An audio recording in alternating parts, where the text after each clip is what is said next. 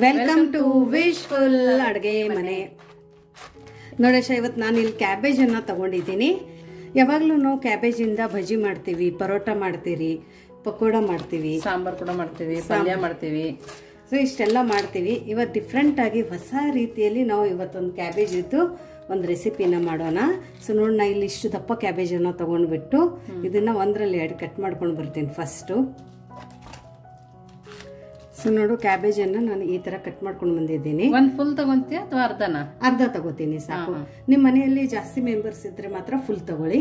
ಇವಾಗ ನಾನು 5 ರಿಂದ 6 ಜನಕ್ಕೆ ಮಾಡ್ತಾ ಇದ್ದೀನಿ. ಸೊ ನೋಡಿ, ನಾನು ಇದು ಕ್ಯಾಬೇಜನ್ನು ಈ ಕಟರಿಂದ ಕಟ್ ಮಾಡ್ತಾ ಇದ್ದೀನಿ. ಅಕಸ್ಮಾತ್ ನಿಮ್ಮ ಹತ್ರ ಈ ತರ ಕಟರ್ ಇಲ್ಲ ಅಂದ್ರೆ ನೀವು ಚಾಕುವಿಂದ ಕೂಡ ಇದನ್ನ ಕಟ್ ಮಾಡ್ಕೋಬಹುದು. ಸ್ವಲ್ಪ ಉದ್ದ ಮತ್ತೆ ತಿಳುವಾಗಿ ಥಿನ್ನಾಗಿ ನಾವು ಇದನ್ನ ಕಟ್ ಮಾಡ್ಕೋಬೇಕು. ಸೊ ನೋಡಿ, ನಾ ಇವಾಗ ಕ್ಯಾಬೇಜನ್ನು ಈ ತರ ಕಟ್ ಮಾಡ್ಕೋತಾ ಇದ್ದೀನಿ. ಈ ತರ ಮಾಡೋದ್ರಿಂದ ಇದ್ರಲ್ಲಿ ನಾವು ಕ್ಯಾಬೇಜ್ ಹಾಕಿದೀವಿ ಅಂತಾನೂ ಗೊತ್ತಾಗಲ್ಲ, ಬಾಯಿಯಲ್ಲಿನೂ ಸಿಗಲ್ಲ, ಮಕ್ಕಳು ಕೂಡ ವೇಸ್ಟ್ ಆಗಲ್ಲ. ಹೌದು, ಮಕ್ಕಳು ತುಂಬಾ ಇಷ್ಟಪಟ್ಟು ತಿಂತಾರೆ. ಸೊ ನೋಡಿ, ಎಲ್ಲದನ್ನು ನಾವು ಈ ತರ ಕಟ್ ಮಾಡ್ಕೊಂಡು ಬರೋಣ. ನೋಡಿ, ಈ ತರ ನಾವು ತುರ್ಕೊಂಡ್ ಬಂದಿದೀವಿ. ನೋಡ್ತಾ ಇದೀರಲ್ಲ, ಉದ್ದ ಲೇಯರ್ ಇದೆಯಲ್ಲ, ಈ ತರ ಬಂದ್ರೆ ತುಂಬಾನೇ ಚೆನ್ನಾಗಿರತ್ತೆ. ಸೊ ಇದೇ ತರ ನಾವು ಎಲ್ಲ ತರಕಾರಿನೂ ಕಟ್ ಮಾಡ್ಕೋಬೇಕು. ಎಲ್ಲ ತರಕಾರಿ ಅಂದ್ರೆ ಇಲ್ಲಿ ನಾನು ಇವನ್ ಪೊಟ್ಯಾಟೋನು ತಗೊಂಡಿದ್ದೀನಿ. ಇದನ್ನು ಸಹ ನಾನು ಫಸ್ಟ್ ಮೇಲ್ಗಡೆಯಿಂದ ಪೀಲ್ ಮಾಡ್ಕೊಂಡು ಬರ್ತೀನಿ. ಸಿಪ್ಪೆನ ತೆಗೆದು ಈ ತರ ಮಾಡ್ಕೊಂಡ್ ಬರ್ಬೇಕಾ? ಹೌದು. ನೋಡಿ, ಇವಾಗ ಆಲೂಗಡ್ಡೆ ಕೂಡ ಅದೇ ತರ ಪೀಲ್ ಮಾಡ್ಕೊಳ್ತೀವಿ. ಹೌದು, ಎಷ್ಟು ಸಣ್ಣ ಬರುತ್ತೆ ಅಷ್ಟು ಸಣ್ಣ ನಾವು ಇದನ್ನ ಸ್ಲೈಸಸ್ ಅಲ್ಲಿ ಕಟ್ ಮಾಡ್ಕೋಬೇಕು. ನಾನು ತೋರಿಸ್ತೀನಿ ನೋಡಿ. ಆಲೂಗಡ್ಡೆನೂ ಸಹ ನಾನು ಇಟ್ಟು ಸಣ್ಣದಾಗಿ ಸ್ಲೈಸಸ್ ಅಲ್ಲಿ ಕಟ್ ಮಾಡ್ಕೊಂಡಿದ್ದೀನಿ. ಇದೇ ತರ ನೀವು ಇದನ್ನ ಕಟ್ ಮಾಡ್ಕೋಬೇಕು. ಸೊ ನೋಡಿ, ಪೊಟ್ಯಾಟೋನು ನಾನು ಈ ತರ ಸ್ಲೈಸಸ್ ಅಲ್ಲಿ ಕಟ್ ಮಾಡ್ಕೊಂಡಿದ್ದೀನಿ. ನಿಮ್ಮ ಹತ್ರ ಈ ತರ ಸ್ಲೈಸ್ ಮಾಡೋದಿಲ್ಲ ಅಂದ್ರೆ ತುರ್ಕೊಬಹುದು. ನಾವು ಕೊಬ್ಬರಿ ತುರಿಯೋದೆಲ್ಲ ಮನೆ ಇರುತ್ತಲ್ವಾ, ಅದರಿಂದ ತುರ್ಕೊಬಹುದು ಈಸಿಯಾಗಿ. ಹೌದು. ಇವನ್ ನಾನು ನೋಡಿ ಇಲ್ಲಿ ಕ್ಯಾರೆಟನ್ನು ತಗೊಂಡಿದ್ದೀನಿ. ಕ್ಯಾರೆಟು ನೀವು ಉದ್ದಾಗಿ ಈ ತರ ತುರ್ಕೋಬಹುದು. ನೋಡಿ ಎಷ್ಟು ಚೆನ್ನಾಗಾಗಿದೆ ಸ್ಲೈಸ್ ಅಂತ. ಸೊ ಕ್ಯಾರೆಟನ್ನು ನಾವು ಇದೇ ಥರ ಕಟ್ ಮಾಡ್ಕೊಂಡು ಬರೋಣ.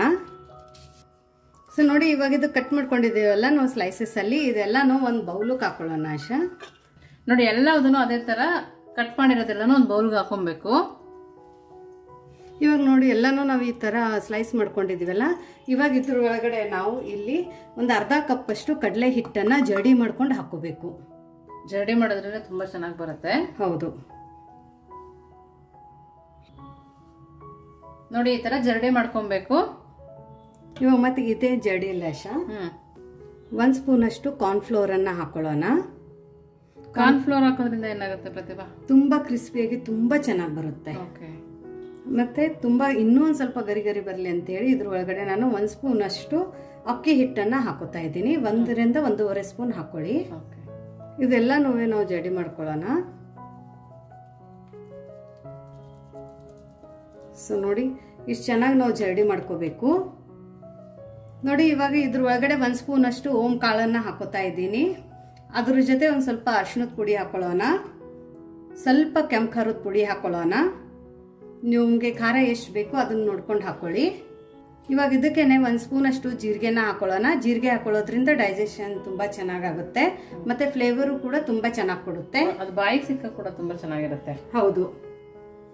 ನೋಡಿ, ಇದ್ರ ಫ್ಲೇವರ್ ಎನ್ಹಾನ್ಸ್ ಮಾಡೋಕೆ ಇಲ್ಲಿ ನಾನು ಆರ್ಗ್ಯಾನೋನ ತಗೊಂಡಿದ್ದೀನಿ. ಪಿಜ್ಜಾ ಹಾಬ್ಸ್ ಮನೆಯಲ್ಲಿದ್ರೆ ಅದನ್ನು ಸಹ ಹಾಕೋಬಹುದು. ಇದಿಲ್ಲ ಅಂದ್ರೆ ನಡೆಯುತ್ತೆ ಪ್ರತಿಭಾ? ನಡೆಯುತ್ತೆ, ಬಟ್ ಹಾಕಿದ್ರೆ ತುಂಬಾ ಸಖತ್ತಾಗಿ ಫ್ಲೇವರ್ ಕೊಡುತ್ತೆ. ಇದಕ್ಕೇನೆ ನಾನು ಇವಾಗ ಕಪ್ ಎಳ್ಳನ್ನ ಬಳಸ್ತಾ ಇದ್ದೀನಿ. ಅಕಸ್ಮಾತ್ ನಿಮ್ಮ ಹತ್ರ ಕಪ್ ಎಳ್ಳು ಇಲ್ಲ ಅಂದ್ರೆ ನಾರ್ಮಲ್ ಆಗಿ ನೀವು ಎಳ್ಳನ್ನ ಬಳಸ್ಕೋಬಹುದು. ಹೌದು. ಇದಕ್ಕೇನೆ ಒಂದು ಅರ್ಧ ಸ್ಪೂನ್ ಅಷ್ಟು ಇಲ್ಲಿ ಧನಿಯಾ ಪೌಡರ್ ಅನ್ನ ಹಾಕೋತಾ ಇದ್ದೀನಿ. ರುಚಿ ನೋಡಿ ಉಪ್ಪನ್ನ ಹಾಕೊಳ್ಳಿ. ಇದೆಲ್ಲಾನು ಹಾಕೊಂಡು ನಾವು ನೀಟಾಗಿ ಮಿಕ್ಸ್ ಮಾಡ್ಕೋಬೇಕು. ಸ್ಟಾರ್ಟಿಂಗ್ ಅಲ್ಲಿನೇ ನೀರು ಹಾಕೋಬಾರ್ದು, ಯಾಕಂದ್ರೆ ಕ್ಯಾಬೇಜು, ಪೊಟ್ಯಾಟೊ ಮತ್ತೆ ಕ್ಯಾರೆಟ್ ಅಲ್ಲಿ ಒಂದು ಸ್ವಲ್ಪ ವಾಟರ್ ಕನ್ಸಿಸ್ಟೆನ್ಸಿ ಇರೋದ್ರಿಂದ ಹಿಟ್ಟು ತುಂಬಾ ಲೂಸ್ ಆಗಿಬಿಡುತ್ತೆ. ಫಸ್ಟ್ ನಾವು ಮಿಕ್ಸ್ ಮಾಡ್ಕೊಳ್ಳೋಣ, ಆಮೇಲೆ ರಿಕ್ವೈರ್ಡ್ ಇದ್ರೆ ಮಾತ್ರ ನೀರನ್ನು ಹಾಕೊಳ್ಳೋಣ. ತುಂಬ ಯುನಿಕ್ ರೆಸಿಪಿ ಇದೆ, ತುಂಬ ಡಿಫ್ರೆಂಟ್ ರೆಸಿಪಿ ಇದೆ. ಎಲ್ಲರೂ 100% ಇಷ್ಟಪಡ್ತಾರೆ. ತುಂಬ ಹೆಲ್ದಿ ರೆಸಿಪಿ ಇದೆ. ಅಕಸ್ಮಾತ್ ಯಾರಿಗಾದರೆ ಕಡಲೆ ಹಿಟ್ಟು ತಿನ್ನಲ್ಲ, ನಮಗೆ ಗ್ಯಾಸ್ಟ್ರಿಕ್ ಆಗುತ್ತೆ ಅಂದರೆ ಕಡಲೆ ಹಿಟ್ಟಿನ ಬದಲಾಗಿ ಇಲ್ಲಿ ಗೋಧಿ ಹಿಟ್ಟನ್ನು ಸಹ ಬಳಸ್ಕೋಬಹುದು. ಗೋಧಿ ಹಿಟ್ಟನ್ನು ಕೂಡ ಮಾಡ್ಕೋಬಹುದು. ಹೌದು. ಅಕಸ್ಮಾತ್ ನೀವು ಮೊಟ್ಟೆ ತಿಂತೀನಿ ಅಂದರೆ ಮೊಟ್ಟೆ ತಿನ್ನೋರು ಡೈರೆಕ್ಟಾಗಿ ಈ ವೆಜಿಟೇಬಲ್ಸ್ ಒಳಗಡೆ ಬರೀ ಮೊಟ್ಟೆ ಹಾಕೊಂಡ್ರೂ ಈ ರೆಸಿಪಿ ತುಂಬ ಸಖತ್ತಾಗುತ್ತೆ. ಸೊ ನೋಡಿ, ಇದು ಇವಾಗ ತುಂಬ ಚೆನ್ನಾಗಿ ಮಿಕ್ಸ್ ಆಗಿದೆ. ನಾವು ಕೈಯಿಂದ ಒಂದು ಸರ್ತಿ ಮಿಕ್ಸ್ ಮಾಡ್ಕೊಳ್ಳೋಣ. ಸೊ ನೋಡಿ ಎಷ್ಟು ಚೆನ್ನಾಗಿ ನೀರು ಬಿಟ್ಕೊಂಡಿದೆ. ಬಟ್ ಇದಕ್ಕೆ ಇನ್ನೊಂದು ಸ್ವಲ್ಪ ನಾವು ನೀರು ಹಾಕೋಬೇಕು. ಸ್ವಲ್ಪ ಇದು ತುಂಬ ಗಟ್ಟಿ ಅನ್ನಿಸ್ತಾ ಇದೆ.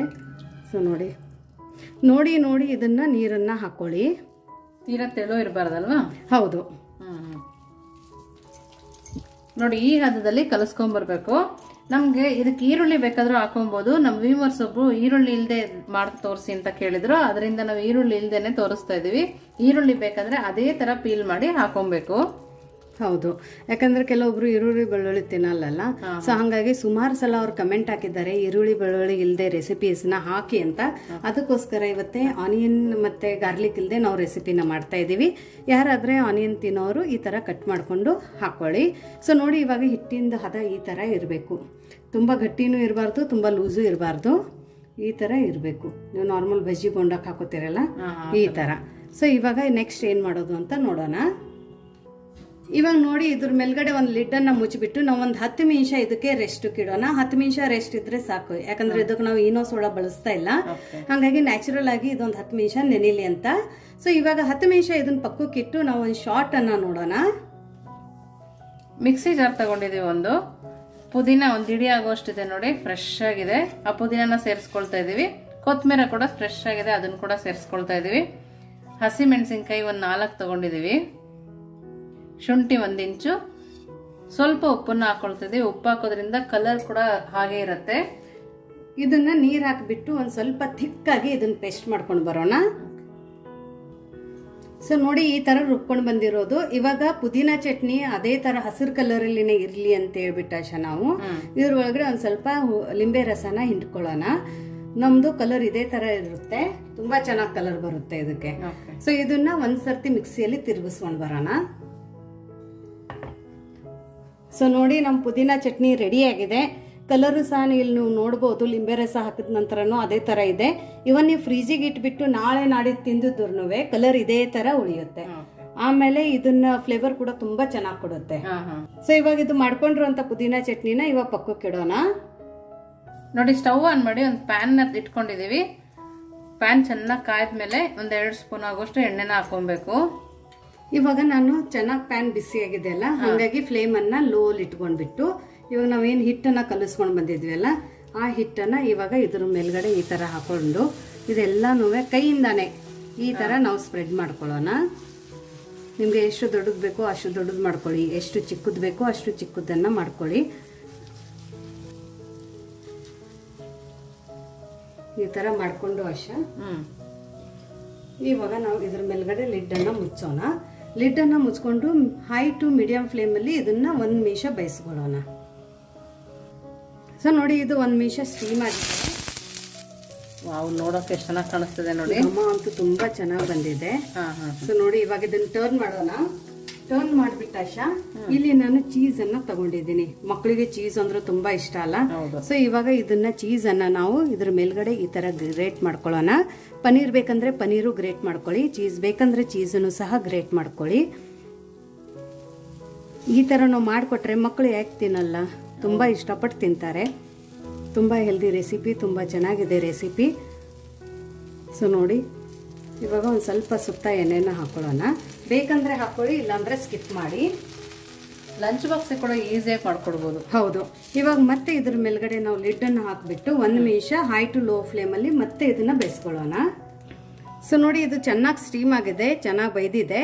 ಇವಾಗ ಫ್ಲೇಮ್ ಅನ್ನ ಆಫ್ ಮಾಡಿಬಿಟ್ಟು ನಾನು ಇದನ್ನ ತಕ್ಕೋತೀನಿ. ಸೊ ನೋಡಿ, ಎಷ್ಟು ಚೆನ್ನಾಗಿ ಮೆಲ್ಟ್ ಆಗಿದೆ, ಎಷ್ಟು ಚೆನ್ನಾಗಾಗಿದೆ ನೋಡಿ.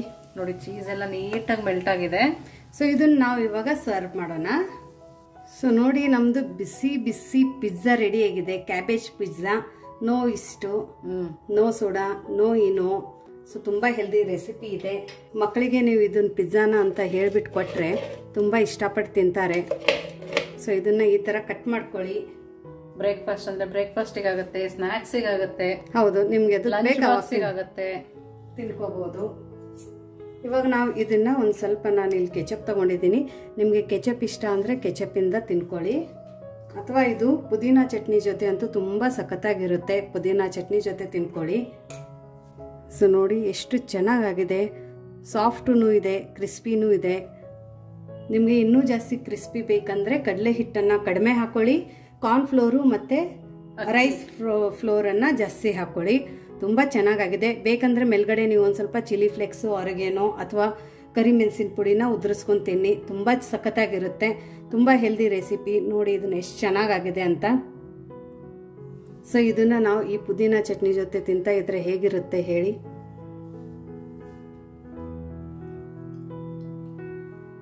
ನೀವು ಬೇಕಂದ್ರೆ ಕೆಚಪ್ ಜೊತೆ ತಿನ್ನಿ, ಇಲ್ಲ ಪುದೀನ ಚಟ್ನಿ. ತುಂಬ ಸಖತ್ತಾಗಿದೆ ಅಂತೆ. ಸೊ ನೋಡಿ ಎಷ್ಟು ಚೆನ್ನಾಗಿದೆ. ಬಿಸಿ ಬಿಸಿ ಈ ಥರ ನೀವು ಲಂಚ್ ಬಾಕ್ಸಿಗೂ ಮಕ್ಕಳಿಗೆ ಮಾಡಿಕೊಡಿ. ಅಥವಾ ಮಕ್ಕಳು ಎಲ್ಲಾದರೆ ಒನ್ ಡೇ ಪಿಕ್ನಿಕ್ ಅಂತ ಹೋಗ್ತಾರಲ್ಲ ಸ್ಕೂಲಿಂದ, ಆ ಟೈಮಲ್ಲಿನೂ ಈ ಥರ ನೀವು ಡಿಫ್ರೆಂಟಾಗಿ ಪ್ಯಾಕ್ ಮಾಡಿಕೊಡಿ. ತುಂಬ ಇಷ್ಟಪಟ್ಟು ತಿಂತಾರೆ. ಸೊ ನಿಮಗೆ ಈ ರೆಸಿಪಿ ಹೇಗೆ ಅನ್ನಿಸ್ತು ಅಂತ ಕಮೆಂಟ್ ಮೂಲಕ ತಿಳಿಸೋದನ್ನು ಮರಿಬೇಡಿ. ಇನ್ನೂ ನಮ್ಮ ಚಾನಲ್ನ ಲೈಕ್ ಮಾಡಿಲ್ಲ ಅಂದರೆ ಲೈಕ್ ಮಾಡಿ, ಶೇರ್ ಮಾಡಿ, ಸಬ್ಸ್ಕ್ರೈಬ್ ಮಾಡೋದನ್ನು ಮರಿಬೇಡಿ. ವಿಶ್ಫುಲ್ ಅಡುಗೆ ಮನೆಗೆ ಥ್ಯಾಂಕ್ ಯು.